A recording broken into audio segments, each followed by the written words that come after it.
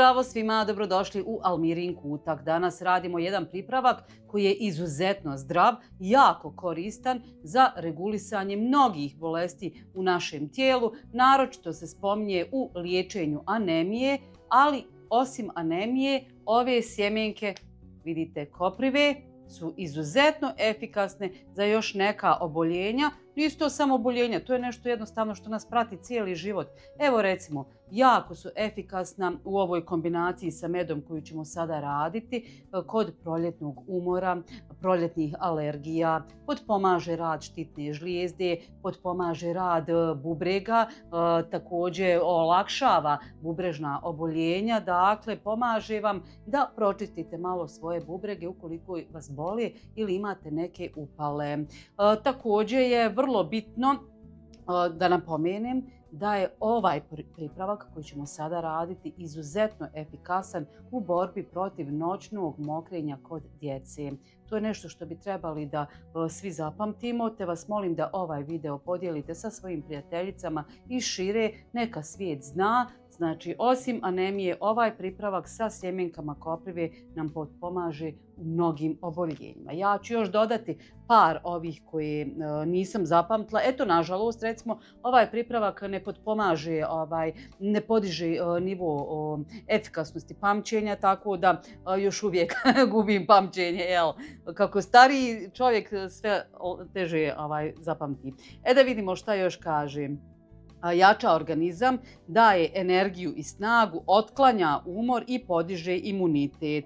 Alergiju i umor, proljetni umor smo već spomenuli, bubreg spomenuli, funkcionisanje štitne spomenuli. Evo ovako, čisti organizam od otrova, a prema nekim istraživanjima dobro je i protiv masnoća u krvi, te reguliše nivoe holesterola i triglicerida.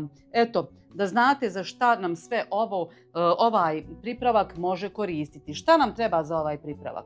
Ja pravim smjesu od 250 grama meda i 50 grama ovih sjemenki koprive. To je znači otprilike ova tegla koja iznosi nekih 330, tako da ja to ofrlje naspijem, pravo da vam kažem. Meda, to vam dođe od ove tegle, otprilike ovako, evo ako ćemo dozgo gledati, za neka 2 ili 3 prsta. Znači ne morate se striktno voditi, bitno je uglavnom da je tu ta mješavna ova dva sastojka, da dobijete nešto izuzetno zdravo.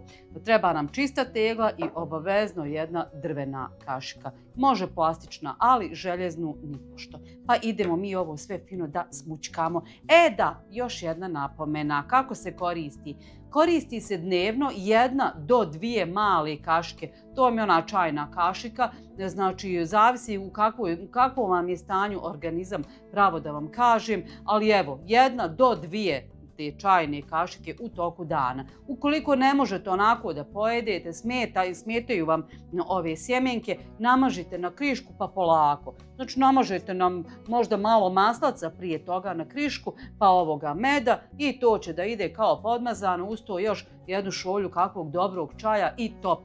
Znate šta ću vam reći iz ličnog iskustva zašto još sjemenke koprive služe? Za rast kose. Znači vrh, top, odlično. Znači sve nam je ovdje što nam treba da poboljšamo naše zdravlje. Pa idemo za poslom. Evo vidite kako to otprilike izgleda prije no što istresemo. Tako. Neko bi rekao mljevena kopriva, međutim nije list u pitanju, nego su sjemenke u pitanju. To ćemo sve da istresemo u ovu teglu.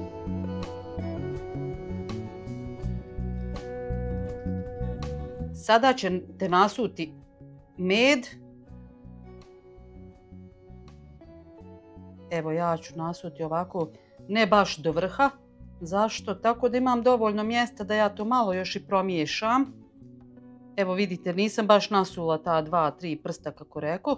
Još malo ću ja tu dodati, taman gore do vrha. Ali prije toga ću sve dobro da izmiješam, kako rekoh, drvenom kašikom.